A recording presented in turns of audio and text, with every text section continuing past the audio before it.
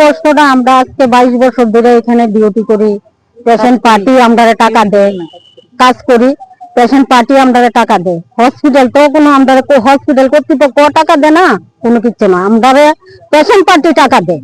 এরপরে আমরা ডিউটি করতে পারতাছি না। আমরা ডিউটি গেলেই আমরা নামাই দেয়, ডিউটি গেলেই আমরা নামাই দেয়।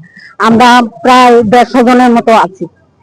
এরপরে দিয়া মুখ্যমন্ত্রী মানিক স্যার আইসে, আমরা কাজ করতেছি, আমরা ভালোই হইতাছে। এর মধ্যে যে আমরা এইভাবে কাজের থেকে বরখাস্ত করে দিব, আমরা তো এটাই কোনো কিছু।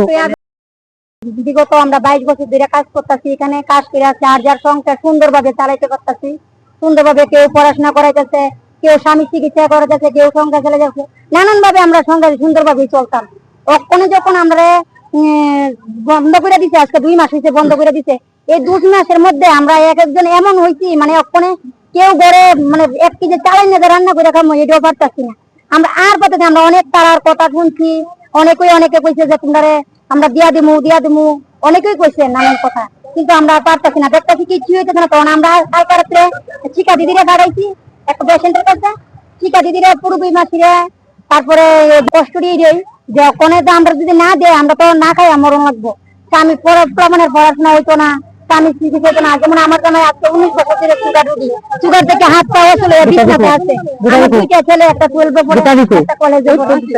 আমি চাইতেছি না যে আমার জীবন নষ্ট হয়ে গেছে, আমার জীবন নষ্ট হয়ে গেছে, পড়াশোনা বন্ধ করে দিয়ে